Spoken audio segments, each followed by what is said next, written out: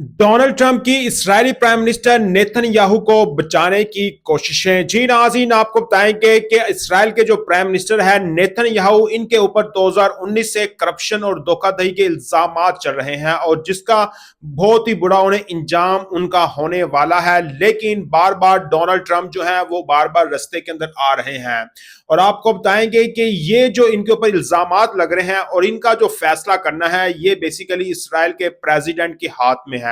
अगर वो चाहे तो वो नेतन्याहू को माफी दे सकते हैं और अगर वो चाहे तो वो इसको सजा भी दे सकते हैं और ऐसा पॉसिबल लग भी रहा है कि इन्हें सजा दी जाएगी, क्योंकि इस्राएल की हिस्ट्री के अंदर किसी को भी माफी नहीं दी गई है। लेकिन आपको बताएंगे कि डोनाल्ड ट्रंप बार बार जो है, जो इस्राएल के प्रेसिडेंट हैं, उनको निशाना बना रहे हैं और इस वक्त भी उन्होंने निशाना बनाया और कहा कि जो इस्राएल के प्राइम मिनिस्टर हैं वार टाइम वजीर आजम है और इनके खिलाफ जो करप्शन के केसेस हैं इन्हें फौरी तौर पर माफी मिलनी चाहिए। और उन्होंने कहा कि जो इस्राएल की अवाम है वो अपने सदर के खिलाफ निकले और इसको अपने प्राइम मिनिस्टर की जो माफी है उसको यकीनी बनाए। तो नाज़रीन, एक बहुत बड़ी न्यूज सामने आ रही है कि ये जो माफी का ऐलान किया जा रहा है बार बार डोनाल्ड ट्रंप की जानिब से कि इस्राएल के प्राइम मिनिस्टर नेतन्याहू को माफी दी जाए, इसके पीछे क्या वजह है?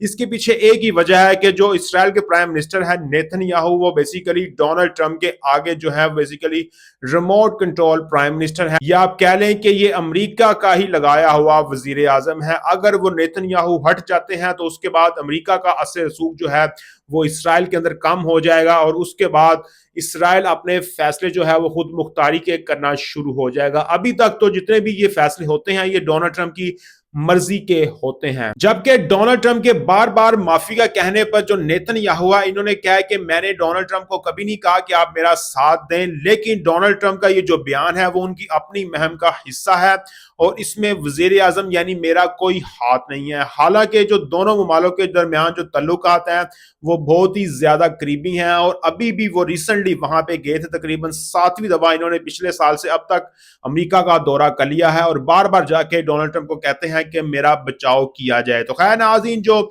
इसराइल की अपोजिशन है वो क्या कहती है? वो कहती है कि जो ट्रंप की जो मुदाखलत है हमारे मुल्क के अंदर ये गैर कानूनी है और हम इसको नाजायज करार देते हैं। तो खैर नाज़रीन, अब देखते हैं कि इसराइल के जो सदर हैं वो नेतन्याहू को इसकी सजा देते हैं या नहीं देते, या फिर अमेरिका के दबाव में आकर इनको माफ कर देते हैं। तो खैर नाज़रीन, आप बताएं क्या इनको माफ करना चाहिए या नहीं? लास्ट पर सेक्शन में बताएं। बहुत शुक्रिया।